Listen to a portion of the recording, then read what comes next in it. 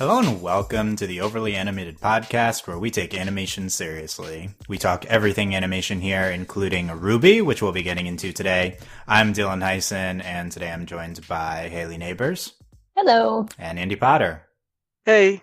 Today, Hayley, Andy, and I are discussing the latest episode of RWBY, Dread in the Air, Chapter 2, Volume 5, which aired today on Rooster Teeth First. We're talking RWBY Volume 5 every week here on the Overly Animated Podcast. This is your place to be for the RWBY discourse. You can check us out at overlyanimated.com or search for the Overly Animated Podcast on iTunes or your favorite podcatcher. Subscribe to us to not miss any future RWBY Volume 5 content. We talked about the premiere Welcome to Haven last week, and you can find that wherever you're listening. Also on YouTube, we put all our podcasts there, so subscribe there if you want RWBY content. And we're getting to Dread in the Air today. Spoilers for both episodes. Before we get into it, I gave these warnings last week, and I'm not going to give the content warnings every podcast, but I do think they're applicable here just as much as the first episode. So I'm going to, again, listen to the first podcast if you want more details, but we tend to get into negative critical outlooks on the show. We're not inherently negative, but we're critically objective, and sometimes we'll get negative about the show. And also we approach the show from a progressive social lens. So if that sounds terrible to you, believe me, we're getting into that today, so you might want to not listen. Again, I'm warning you, okay? So that being said, not to preface the discussion too much, because of course it's a large episode, there's a lot going on, so don't feel the need for that to affect your thoughts here. Hayley, what did you think of Dread in the Air? I am conflicted because I thought it was an okay episode. I was like, nothing's wrong here. We've had a really good long scene with Weiss, and we haven't really seen her that much last season, so that was nice. And I was all for it. I was really excited when Sienna got introduced, and I was like, awesome, cool new character, this is going to be great. And then she got murdered, and I hated the episode then, so it was a lot of conflicting emotions. I actually remember thinking as she was introduced, I was like, oh, this is a really good episode. And then that all crashed to the ground as she died on the steps. So, yeah. So I guess that's my thoughts, was that I thought it was good, but the ending killed me a little bit. So, yeah. There you go. Yeah, killed Sienna and killed literally. Yeah. Okay, yeah. So. Yeah. Andy, what do you think? I wasn't even feeling that good about this episode earlier in it. Like, the Salem stuff, it was whatever. It was, like, just generic, like, I'm evil, I'm doing stuff. And it was fine. I wasn't upset with it. The scene was good.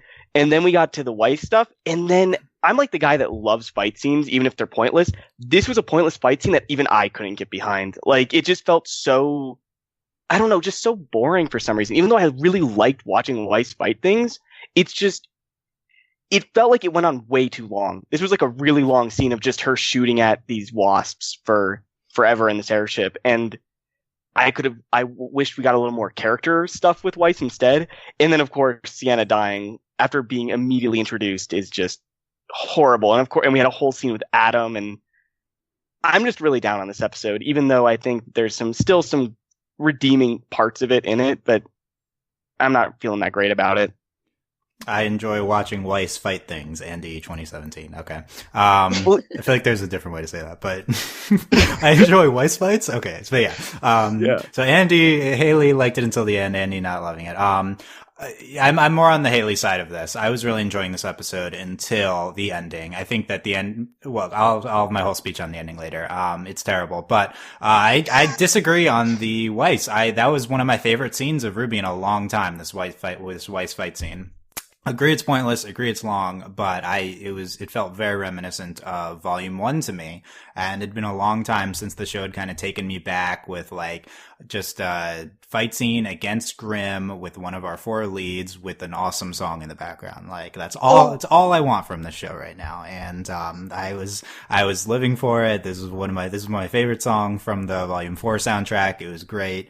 Look, is it the best, choreographed fight scene, or is there anything super interesting happening? No, but it was like, one of my favorite characters, with like an action piece, which I hope the show does way more of. So, I was really enjoying that. And that was like a big highlight of the episode for me, and definitely my favorite part of the season so far. The Salem stuff in the beginning was fine. You know, it's, I think whenever Salem and friends are on screen, it's like never a super big problem. It's never really exciting either. But I thought what we had here was fine. And, then the Weiss stuff was great. And then the, Adam appeared on the screen, and it's like, oh no, like this is not it went downhill fast. Adam, maybe the worst character in animation right now. Yeah, if he wasn't in your mind already, which I think he should have been anyway, he definitely is now. Yeah, the problem is that he's not really a character, so it's hard to call him a worst character. He just appears to do terrible things. Yeah. So, you know, like overall, I wonder whether we'll remember this episode for this horrible Adam killing of Sienna Khan, or whether we'll remember it with this great Weiss fight. The only hope I have is that we already had the worst Adam moment in the show's history, so like it can't be that bad, right? Like we already had the terrible Adam thing. I was looking at the RWBY subreddit just to see how everyone's reacting. They seem to be reacting only to the Adam stuff. I think this episode's going to be remembered just by that's seemingly what everyone's reacting to right now. Tumblr's very mad at it. Apparently, I didn't check Reddit. 4chan's like, LOL, Tumblr's mad at it, right? So like that's what seems to be what the entire discussion is behind right now. Okay. So what do you think of Andy? What do you think of my comments on the Weiss fight? I agree with you. I think the way I should put it, I think I might have been a little too strong with how negative I was sounding. Like, I think it was good because it was reminiscent of season 1, like you said, and it did imply that they were getting back into this music video fight scene type things. I really am just focused on how long it was really the scene. It felt like it could have been condensed. Other than that, the scene was like Weiss just hitting stuff, and I like that. Is that a better way to? What did you want? More Dr. Watts? Like No. I wanted more of like somebody else in Team RWBY. It feels this was like 7 minutes. Like this was like a 3.5 minute fight. Honestly, that could have been 3.5 minutes of a different person on Team RWBY, or just cut out Adam and have 7 minutes of another person in Team RWBY. Like, well, we could have cut out the Adam stuff. But like, ideally, So Hayley, whose side are you on more on this Weiss fight? I think I am. I guess percentage-wise more on Dylan's side, but I agree with Andy. I think it was a little long. I feel like this is a common thing with all the fights that we've noticed since Monty unfortunately passed away, is that a lot of them are kind of slow. Like, I feel like it would have been really neat if they just like turned it up to fast forward just a tiny bit. Because in the first couple seasons, the fights were so fast-paced and frenetic, and that's why they were like so awesome to me. And I think this fight would have done well with that, just to have a little bit more variety, right? Because it was Weiss shooting things a lot, which was awesome. But aside from that, the speed was my only really criticism of it, I suppose. But I think it was really cool, and I think it was awesome to see that she can just like summon like it's no big deal now, which was really like go Weiss and exciting. And I liked seeing all of her I forget what they're called, but like the glyphs. Yeah, the glyphs. Yeah, she used the glyphs very heavily, and I thought that was neat because when she first went down to go fight them, I was like, is she gonna jump out of the plane? Like, what is her plan here? Oh, that would be so cool. I know, when she's like open the back when I say, I'm like, Weiss, you can't fly, sweetie. Don't jump off the plane. I thought that was what was going to happen. But I was happy that she just used the I guess extra gravity or whatever glyph for staying upright. Yeah, and I like the bits when the plane would flip upside down and then her and the knight like land on the other side and everything. So I think there were some cool parts in it. And plus, seeing a big long fight scene with Weiss is always a great thing after we haven't seen him too much. So I guess I'm on your side more than anything, Dylan, but I think it would have been good to be a little bit faster.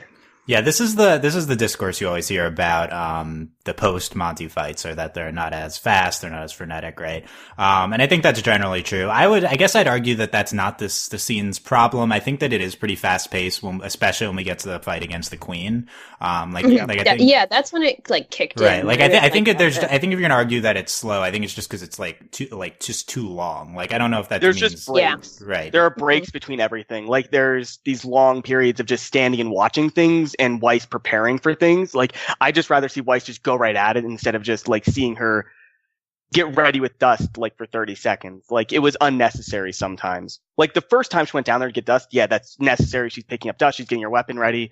But then after that, we don't need all those scenes of her just getting ready to fight things. We know what she's there to do. Yeah, anyway, the first half, I think you can maybe condense that, but I really didn't have any problems with it. I think that, like, though she's cooperating with, like, the pilot of the ship who we don't care about him, so, like, that's a problem. He was so annoying. He was. Like, he's not really a factor, he's just talking sometimes. But it's a little bit of banter. Yeah, like, he's not important, and we didn't really have a great context for what's happening, but, overall, I don't know, I was really enjoying all of it, especially with Against the Queen when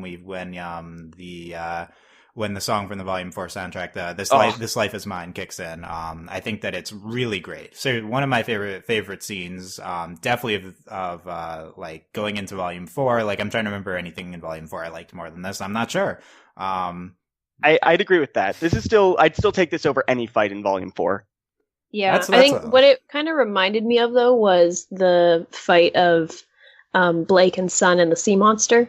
Yes, where that's they true. get like a long fight together. Because I think that was the scene from last season that I, at least, like, that's what really stuck out to me thinking back on that season. So I think this is kind of a parallel of that in a way. And that was also episode 2 as well, wasn't it? Yeah, exactly. Yeah, it's a good comp because it's also early in the season. Yeah, that was a great fight scene too. And that also felt reminiscent of early RWBY fights. But that was like, the whole thing was like Wyatt's son, and it's like a RWBY inside. So, but this is like just Weiss. Okay, good. Just Weiss. But it's, I guess the other guys there in the background too. But he's necessary. She's on a plane. Someone has to fly it. I guess so, yeah. And obviously it's a guy because we talked about that last week. Anyway, so what do we think of these Lancers? The Wasp Grimm. I thought these things were really, like, obviously Lancer's a stupid name, but I thought they were really cool that they can like latch onto ships and they're just like these giant wasps. And apparently bombs. Like, they hit that one plane and I'm not sure why it exploded. It's a good question. That was impressive.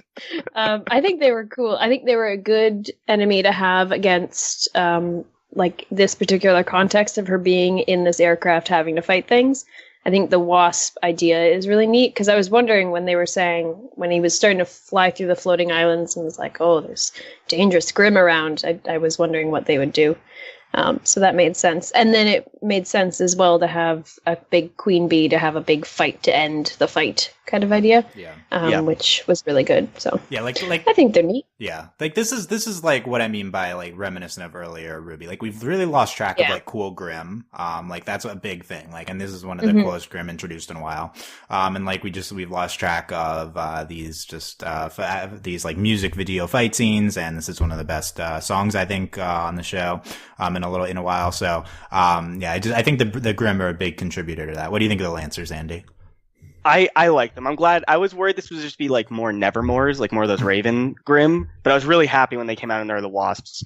It reminded me of a little bit of Code Lyoko in some ways. Like this really felt like a video game enemy, and it really like there were like some Wasp type enemies in like Code Lyoko too. Yeah, I mean, I think the Grimm in general are very reminiscent of Lyoko and Code Lyoko. Yeah, they are, and I'm not trying to say that in a bad way. Like it is a good thing. Monsters, I like these. I like the appearance that they're giving these, and they do have some unique abilities that I'm not expecting. Like you said, the hooking onto things with their stingers was really cool and was really tense when they did it, when it was done well, and that when they were flying between all the floating islands. I really like these Grimm. They're really cool.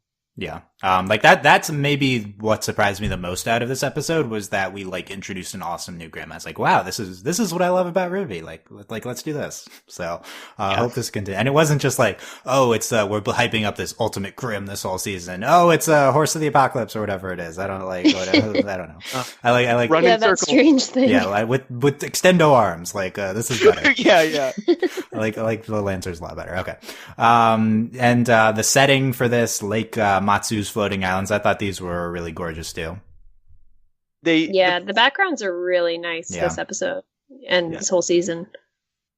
The pilot had an offhand comment about these islands being made of gravity dust, I think he said. Yeah, I heard that too. I just let that slide. It's just words. I don't know. Yeah. I got a little mad about it because I'm just like, this makes no sense. But then I was just like, okay, I'm good now. Nothing. Does that mean it's I don't know like if we've said the dust, word like gravity magic before, dust? but yeah, like Weiss dust, right? Like Yeah, but gravity. yeah, sure. Who cares? Yeah. And yeah, I'm sure people think that makes sense, but it does. It like whatever. I don't care about that. And and we talked about her summoning the knight. I think that is it's a really good moment considering the Weiss stuff we got into volume 3. I guess it'd been a while, but yeah. That night was so cool. Like just it disappearing right before hitting the queen was like, oh yeah, Weiss is awesome. Yeah, of course, from the white trailer, and yeah, and I don't it cuts it down, but it still gets the sting in. I don't know. I feel like that was upsetting. It's fine. Yeah, it felt It's the pilot's fault. Yeah, he didn't evade the target. I guess so. He felt realistic, at least. But yeah, and then they crashed down. And as we talked about this last week, like this was what was going to happen, obviously. And Raven finds Weiss. Yes, and it sucks to be Weiss, but it means that we'll probably have RWBY team members connecting. So yeah, yay! RWBY Weiss reunion might happen, and Yang too. Yang. Yeah, because it seems like Yang's closest. Yeah, so. Yang is definitely closest to them right now. So maybe the Freezer Burn reunion first. But yeah, what do we think of Raven here?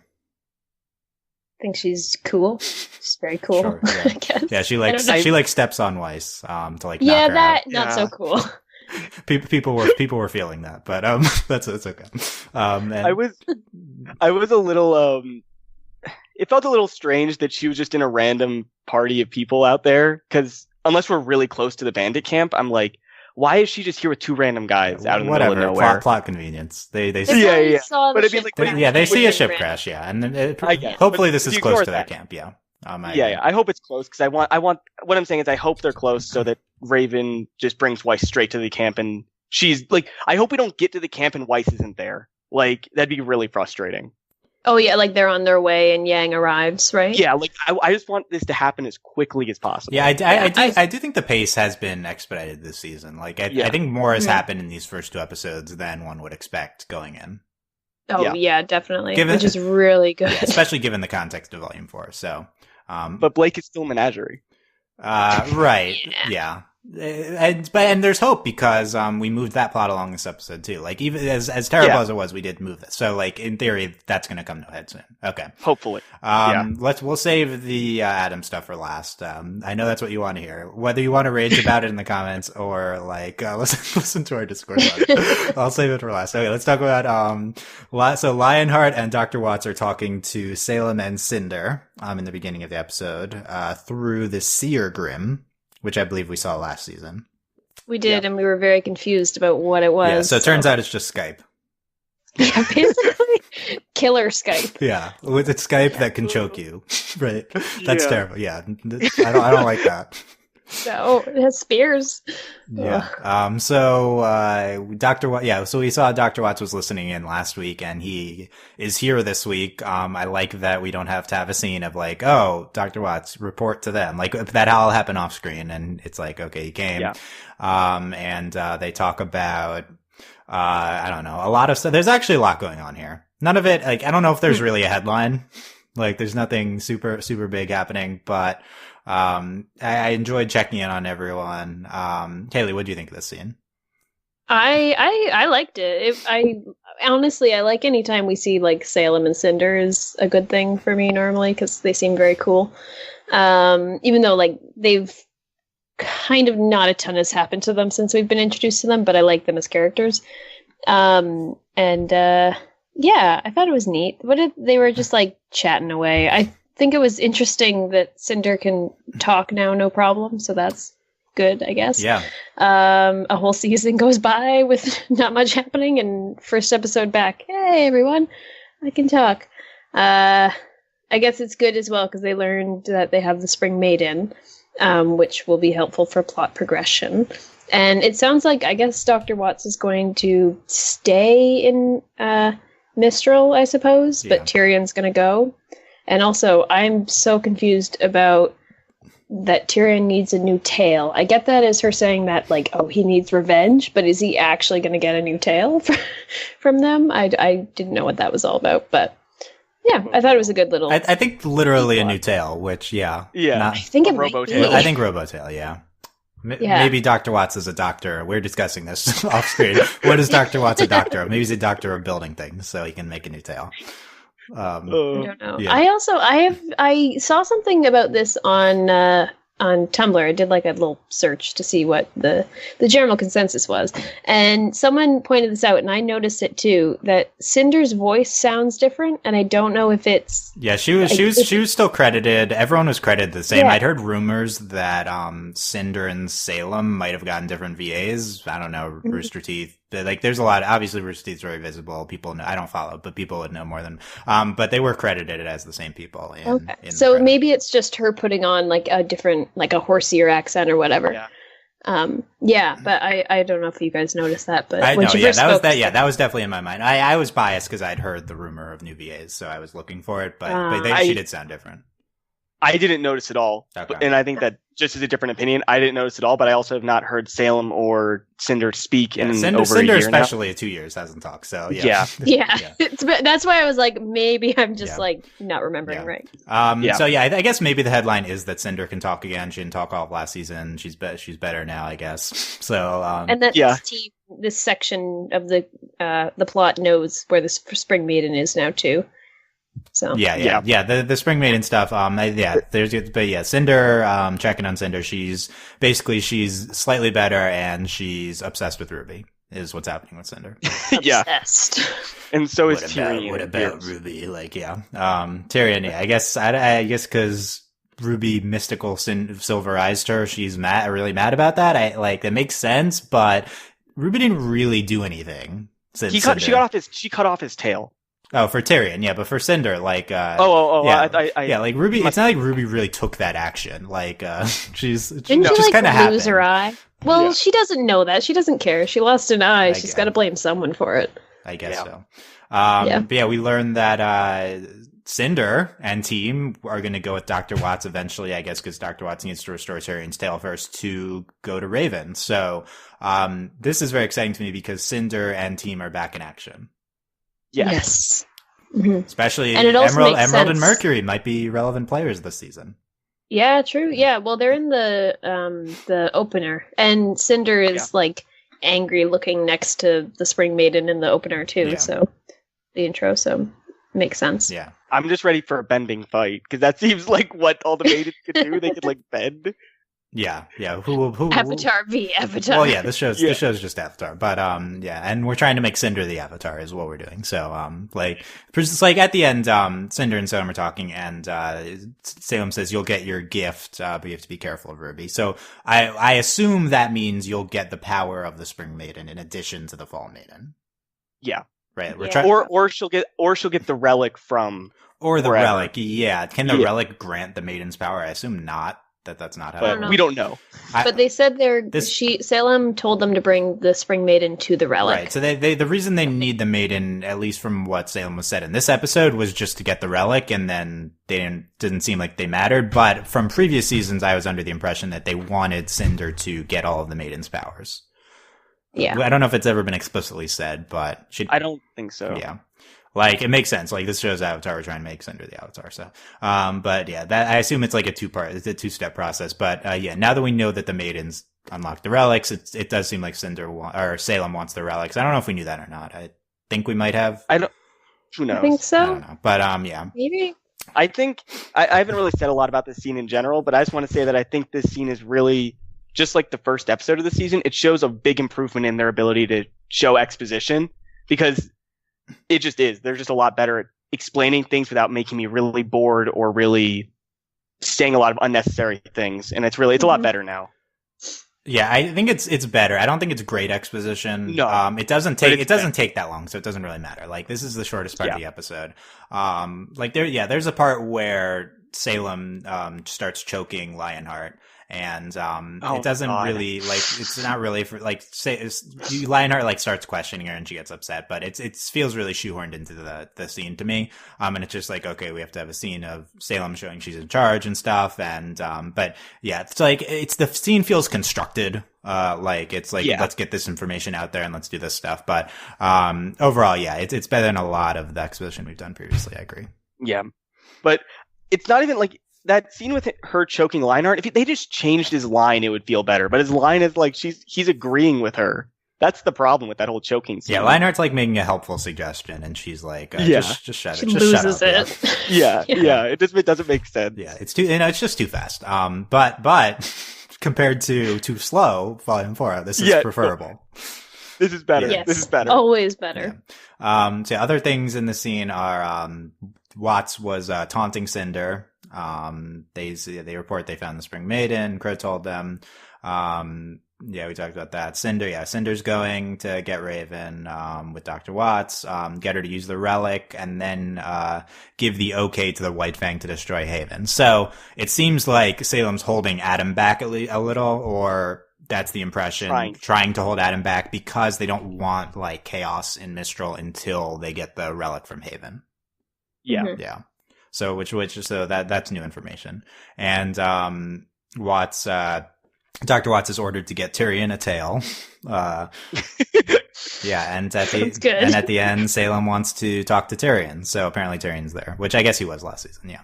And Cinder smiles about that. Yeah. Like she seems really happy with Tyrion getting punished, it seems. Yeah, I don't know why. Why is Tyrion getting punished now? He hasn't done anything. I don't know. He messed up in the past, so he messed up last season, yeah. But I guess maybe he hasn't been punished since then. Anyway, okay, so there's that scene. Let's talk about the Adam stuff. So here we go. We can recap the scene briefly. So Adam and Hazel. I wasn't expecting to see Hazel here, so that's kind of cool. I haven't heard him talk in a while, but he did talk like in the first episode we saw him, right? And then he left. Someone said he spoke to Oscar when Oscar was getting on the train. Yeah, I remember he was in the Oscar train scene, yeah. They're talking to Sienna Khan, the high leader of the White Fang. So we'd heard about Sienna for a while. And Delaney and I were speculating on her a lot last season. I believe that she wasn't mentioned until Volume 4. I think so. Yeah. And so we'd never really known who was in charge of the White Fang. Maybe it was Adam. We kind of always got that impression, but no, it's Sienna Khan, and she's here. And she's like a, I don't know, what animal is she? Like a leopard, cheetah? I think someone said tiger. Yeah. Tiger? I think someone said tiger. Yeah, I guess the stripes are most tiger. Like, she's like stripes on her arm in addition to like the ears. And her character design is awesome. Yeah, she is so awesome. Yeah. She just is. One of the best new character designs I think the show's done in a long time. Yeah. I got so excited when I saw her. Yeah, so excited. Yeah, just a female woman of color, like in charge of like the White Fang, who's just the awesome design, like very very promising setup. Okay, let's see how that plays out. And this Sienna says the White Fang's not going to attack Haven. Sienna advocated violence when necessary for the White Fang, but Adam's like taking it too far. Hazel, and like he brings out Hazel, and Sienna doesn't want like Hazel there. It's not clear why Adam brought Hazel here. If he was just gonna kill her, but yeah. On retrospect, this makes no sense because it seemed like Adam was planning this. So yeah. I don't know. Maybe he wanted him to see this. And Sienna's like, don't start a war against the humans. You can't win. Adam's like, we will. And so, before we get into the stabby part, let's talk about Sienna's position as head of the White Fang. So, the problem with the White Fang that Delaney and I have always said is that they've always just seemed like an extremist group to us. They've always just taken very unsympathetic actions and just seemed like a terrorist group. And like the show seems to want to paint them as a genuine like human rights group that has just gone too far, but we've never seen that other side of them. And I think the question for Sienna is like, where does she fit in on the spectrum? Because she says that she does advocate violence when necessary. This episode makes it seem like she's like, justified like she's not bad, like that she's like, violent. You need to push back sometimes under a system of oppression. That's basically what she says, and obviously they're not going to say it like that. But we know from the history of the White Fang that this is an extremist time for them in general. So like the Sienna leadership is under them being more of like the terrorist aspect rather than the human rights aspect. But this is like a larger discussion about, Yeah. So, but so my content for me within the episode, and agree or disagree, I get the impression that she's fine here, but knowing the history of the White Fang, it seems like that's not what we're supposed to think. I don't know. What do you think, Hayley? I don't know. I think from I think it's like probably like you were saying a much bigger discussion about like right and wrong and everything. Yeah. But I think from the side of the Faunus, she seems good and doing all the right things. But then the people who are being attacked probably don't agree. I would imagine.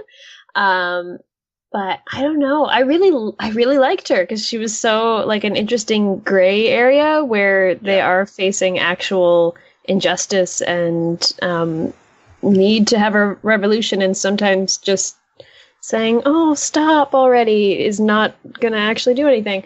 Especially with this, where it's like literal species going against each other, which is pretty extreme.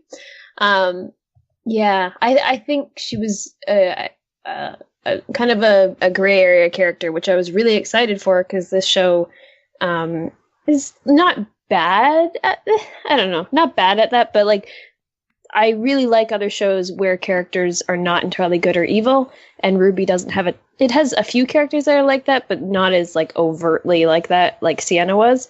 So I was excited to see that because I think she would have been interesting to like see her meeting with RWBY and other people, but yeah, I do think the show is a morally gray problem. Like it's the White Fang problem. Like the White Fang are just presented as evil, like when they shouldn't be. They should be presented as like a complicated group. And shows never because they are, and they are. But the show really just makes no attempt to show that to us, the complicated part. They always just show the bad part.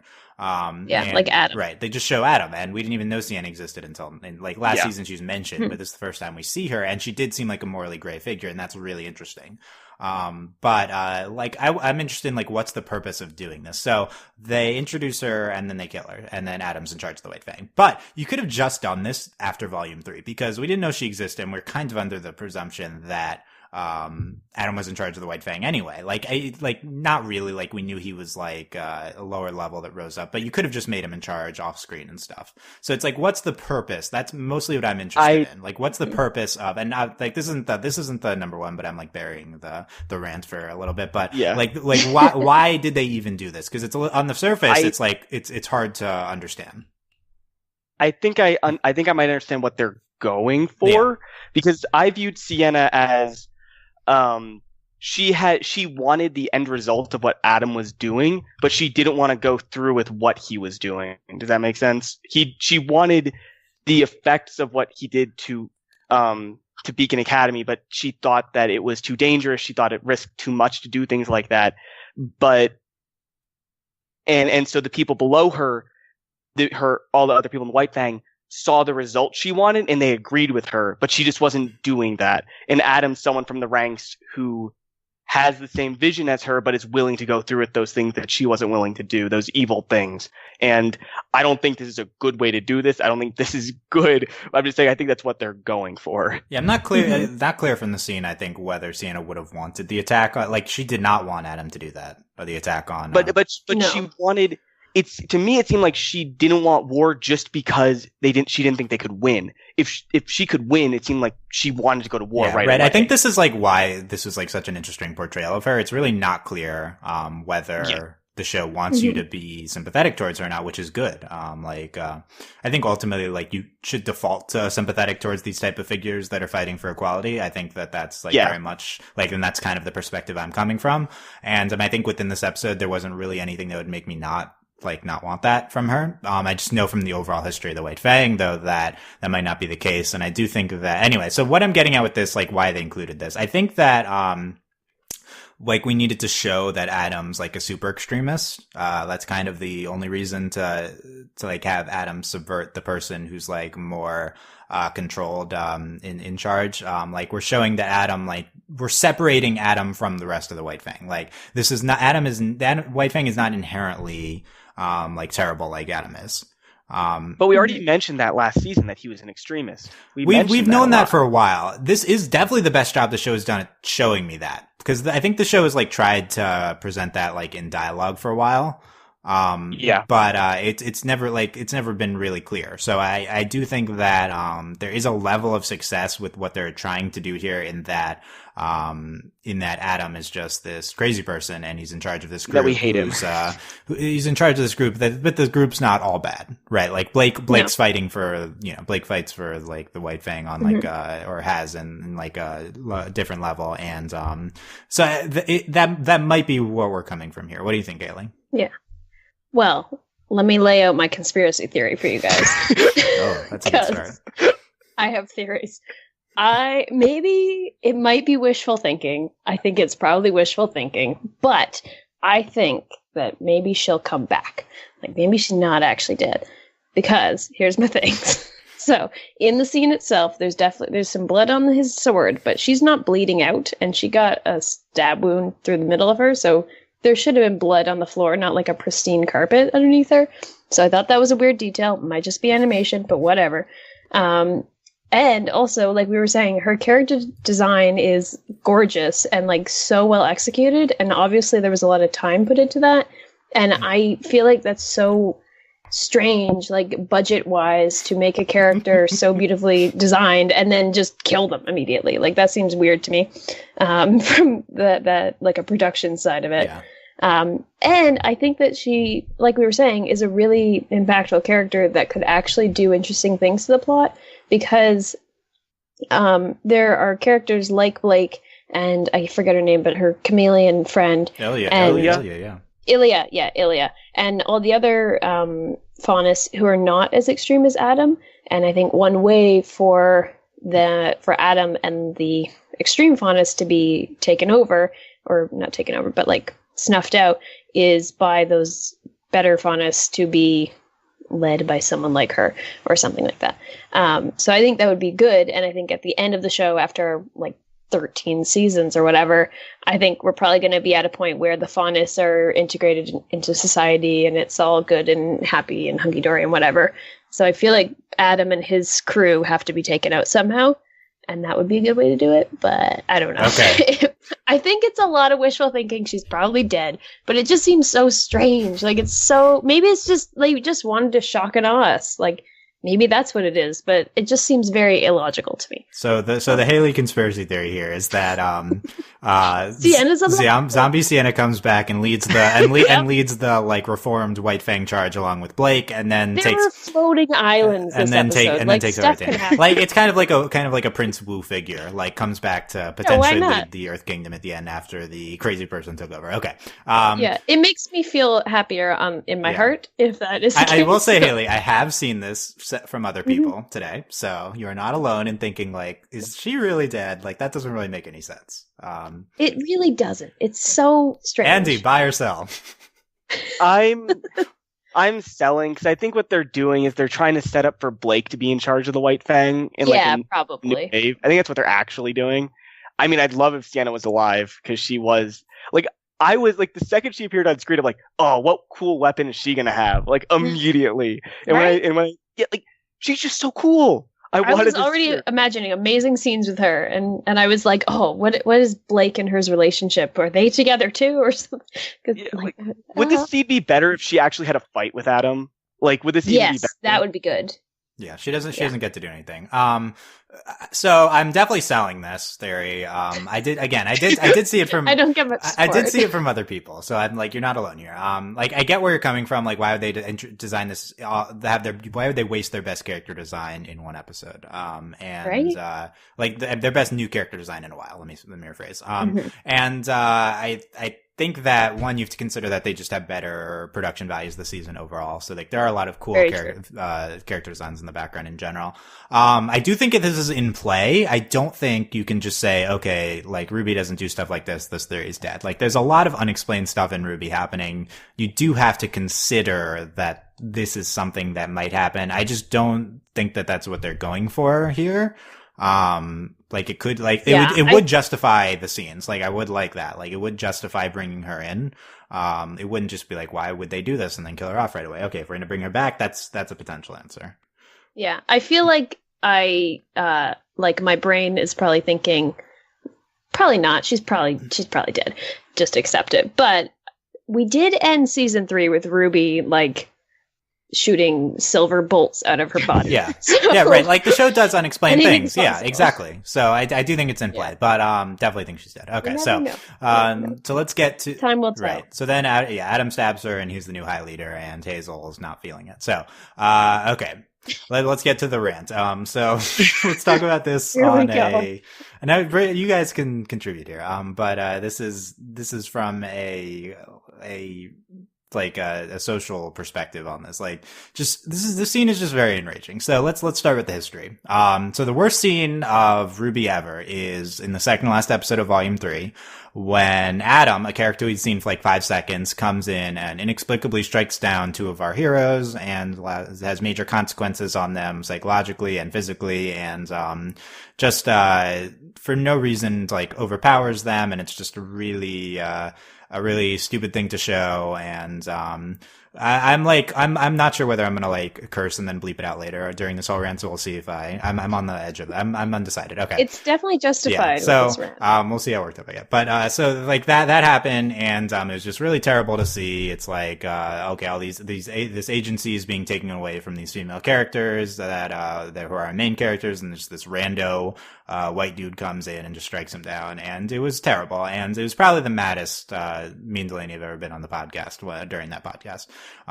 That's like the worst thing that's happened on any show that we've covered for the Overly Animated podcast. So it's a very memorable time for us. And so what do if you're Rooster Teeth? You just I guess you do it again. Like you just replicate the same stupid thing. Like you just come in, and so this episode we introduced this awesome design. This like the show has a lot of white people in it, and there really is no reason for that. There's just kind of everyone default whites on the show. And then, we bring in this awesome woman of color leader of this, group. And, she seems great. It's like, it could be a great, she's like leading the charge for equal rights. If like, she's not like, there's a problematic aspect to this of her like advocating violence and stuff. It's like a potentially bad portrayal. You know, it's a complicated issue in that regard. I don't think the episode's intentions itself are unclear. But then what do? You bring Adam up again, and we really haven't really seen him since the end of volume 3. He hadn't really done anything. So, it's like one scene. I don't know.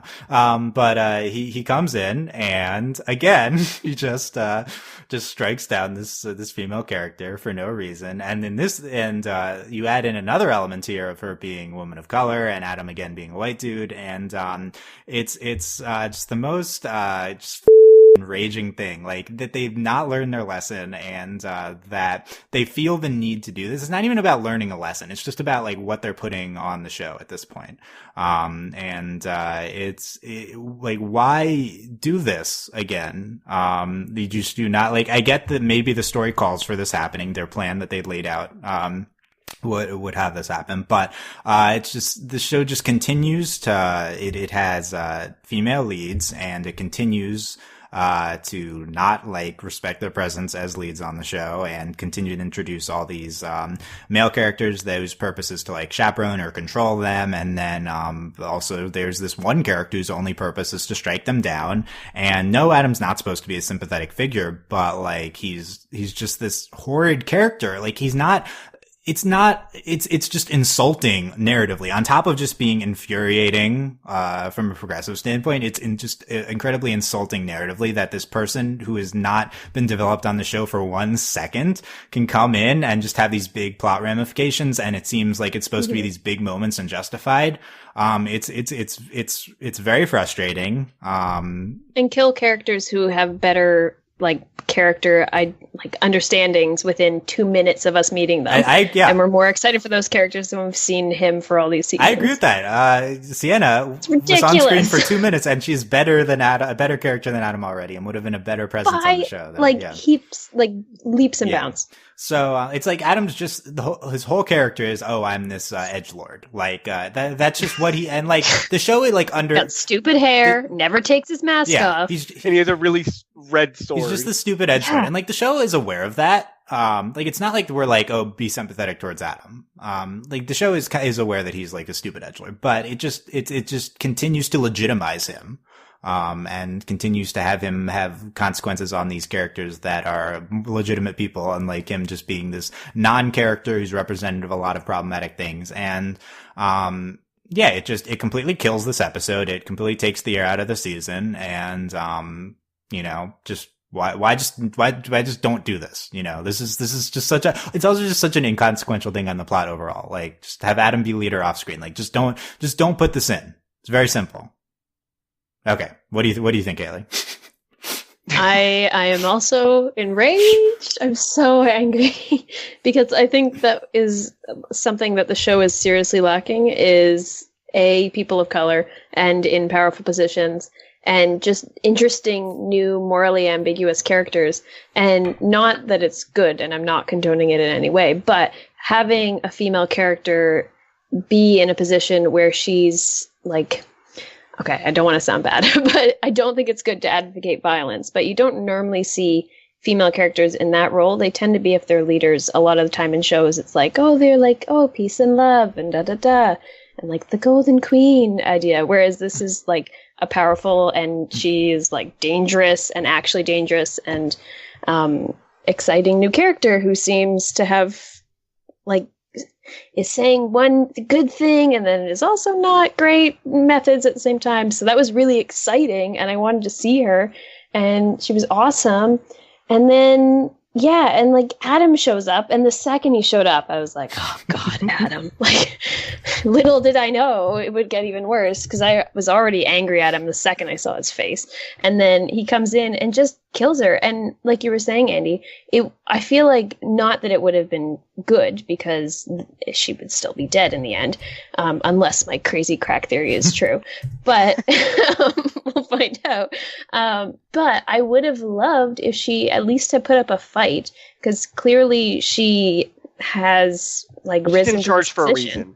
Yeah, exactly. Like, why doesn't she have a sword on her or anything? And she just got all these like guards around her who are willing to be part of this crime. So I think it would have been amazing if they just had her at least do a little bit of a fight. That would have been at least a little bit satisfying before she just gets unceremoniously killed.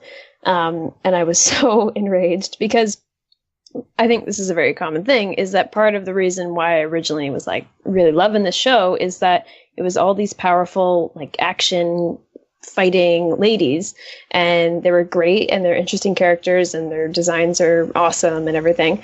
And that's been seriously lacking in the last couple seasons where all the new characters we meet are guys and they're really annoying a lot of the time. And then there's characters like Adam who just show up and cause trouble and hurt people for no reason whatsoever. That their character development does not justify the amount of plot relevance they should have at this point, honestly. And that really upset me that we got this new character. And like I said, I was watching it and I saw her and I was immediately like imagining all these awesome scenes with her. And I was like, oh, she's so cool. That's amazing. And as a creator of a show, I think that's something that you want from your audience, is that they see a new character and they get excited for that character. And this is the first time for a while that I've seen a new character and been like, oh, awesome. Like when we saw Lionheart, I wasn't like, oh, what a cool character. I'm excited to see what he does. Like Lionheart, whatever. So I was pumped. And throw in that she's a woman of color and is all powerful and it's great. And then she just dies to the white male who then sits in her fancy chair and all like, so angry. So angry. The other thoughts on this topic, Andy, before we... I'm trying to. I almost got really bad there. Adam sucks. I'll just say Adam sucks, and I really, really hate him, and I'm really mad. And I think that this scene is just. I think this has the same problem that the first scene of this episode has, where they rush through it. But you can't rush through something like this. Like there was an interview before the season came out where they're like, we're rushing to try to fix the problems that we made in season 4. Essentially, we're trying to get Team RWBY together. We're trying to we made a mistake. And it's good that they're admitting they made a mistake, but they shouldn't rush this part of the plot. Rush Team RWBY back together. Yeah, do that. Don't rush through all the stuff in the rest of the world just because you're rushing everything else. Yeah. Like, getting Team RWBY together shouldn't be hard. If it's this hard to get them together, you've done something really wrong with your show. And that doesn't mean you can just shoehorn in these really annoying, stupid characters that are doing these things that I just hate seeing. Like, give us an episode, instead of giving us an episode with Adam gloating, give us an episode of Sienna running the White Fang for at least like 2 episodes or something, and then have Adam kill her if you're going to do it. But I mean, I still don't want her to die. It makes no sense. I'm just really pissed about it. Yeah. I agree. This might be the result of them trying to move things along. And yeah, this is the wrong thing. This is the wrong thing to rush. Like, if she was originally going to be a character all season and then you just cut that because you wanna expedite the pace, like, not a good move. Okay. Mm-hmm. Yeah. Yeah. I just overall, RWBY's just a sexist show. It's which is so silly because it, like, the whole premise of the show is that it's at least 4 female characters that are action-packed characters. So it doesn't make any sense why it can possibly be a sexist show, but then you watch it and it totally is. It's shocking. And I will say, like, most shows on TV are sexist. Like, this isn't, I'm not singling, Yes. like, if you're like, what is this person? I don't have this perspective at all. What are they talking about? Like, most shows on TV are. But I don't think RWBY was for the first 2 seasons. No, it definitely wasn't. And I'm trying to think, I think with like the Bechdel test, it should be able to pass that every single time. But I think one of the only instances of 2 female characters talking together, not about a guy, was Cinder and Salem. I think that was Cinder and it. Salem talking was the only thing here. Yeah. No, they were talking about Tyrion. They talked about Tyrion. Yeah, and they were talking about Tyrion too. So like, we should have more female characters. I don't think they passed in the the. show. I think passed they the probably Bechdel test in the last they 2 probably seasons. technically did this episode, but yeah, they're just They males probably inserted did, that we're going through every plot Yeah, line. but the point is, it should be like a no-brainer, really easy thing for it to do, even just that like really basic metric, and it doesn't all the time, or it just passes. Yeah. It's a sexist show, but it's something that clearly shouldn't be because it has 4 female leads. It's just kind of impossible to understand how we got to this point. Which kind of makes it more it makes it more infuriating than like a stupid sitcom on like a CBS or something. Like, obviously those are going to be stupid sexist shows, but it's not like this should be held to a higher standard, but we are like kind of ruining something that was not to start with.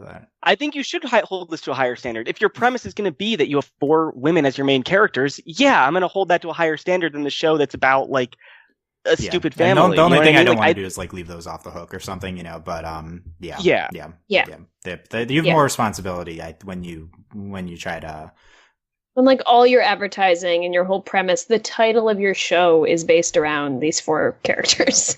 And not even just them, but just at least them being separated and then interacting with other female characters. Yeah. But no, like everyone they've met has been male. Yeah, it's hard not to argue after this episode that RWBY's a sexist show. It doesn't mean it's like overall negative, bad on the world. It doesn't mean that it's like not able to get to a place where it's not. It doesn't. It's just a thing. Like it's not a black mark. It's a bad thing, but it's like people think like, oh, that's the end all be all. Like you said this, you must hate the show and stuff. Like no. No, it's just pointing something out, and I think I'm excited to see what Raven's character is going to be, and also how her and the Spring Maiden are going to be interacting, because I think that's going to be an opportunity for them to have some other really interesting female characters that are in charge and powerful. Yeah, I agree so with that. I really hope they don't like have Adam show up and stab them through the gut again. But like, leave Adam away from the Maidens. Yeah, the Maidens are are somewhere they have to introduce new female characters just because the plot concept. Oh god, Their hands has been forced. Okay. We're gonna run into a male maiden in season 7 or something. Be like, oh my god. There's people that want that. I'm like, stop. Just. Well, didn't everyone think that Oscar was the Spring Maiden? Yeah. So, no, come on. So yeah. No. Okay. So it seems really bad. I don't know. Basically. I'm not even. I'm just so like de-energized by RWBY at this point that I'm not. I know I'm not as passionate in this rant than Adam rant from 2 years ago, but I've lost a spark with the show, so like it's not happening as much. It's like, okay, yeah, RWBY, whatever. I mean, you can go as far as just to say you could just cite that other podcast. Go listen to that. It's like the exact same brand. It's right? basically the same. Like, Yeah, I've already pulled that clip for our 500th clip show, actually. So that's gonna. I heard that. Like that was, but by the record, I pulled that before this episode happened. So, but yeah. Okay, Yeah. so I don't know. We could talk about Hazel. I don't feel like it. So. Can I just say about Hazel that I always forget that he's like this really buff guy. The name Hazel always. I do like always, that. Yeah, I like that he's this buff guy and has this name. Yeah. Yeah, no, I like it. I always forget because we haven't seen him. Well, he's not been on the screen for more than 5 seconds. So. But I like it. I like his voice is really deep. He has a really interesting voice. But I mean, he's kind of stereotypical. Like he's like, oh, nobody needs to die today. Like, and that's like the stereotypical like he doesn't want to fight, but he's really strong type archetype type thing. And I don't know what purpose he served in this episode, to be honest. Because again, we talked about it. Adam invited him, but then Adam killed Sienna. It made no sense. I'm not sure. Yeah. I wanna know why he is like that, because I feel like if he's part of Salem's gang, he should be like bloodthirsty all the time. But right, yeah, it's an intriguing character. I think his presence in the scene is there's like a further rant about his presence in the scene even makes it worse, honestly. But I think they needed to have him on screen at some point because we saw some of the other characters in his group being introduced, right? So. Maybe we would have forgotten he existed. I know I might have. So. I definitely think he could be interesting. This scene has ruined it, but we'll see like how he interacts later. Okay. Phew. I don't know. I think we got there. Hayley, final thoughts on this episode. Well, I guess my final thoughts are, if I do not think about how Sienna died so aggravatingly, good episode. I enjoyed it. I am really excited to see everyone get back together, and at least like Weiss and Yang are probably going to get back together in the next couple episodes, which is pretty exciting. And also, I like that this episode has a lot of like things coming into play and plot movement starting to begin and people going places and everything. So that was cool. Good new fight scene, like a music video, like you were saying, which is something we've been missing from the first couple seasons. Sienna was great until they killed her. So yeah.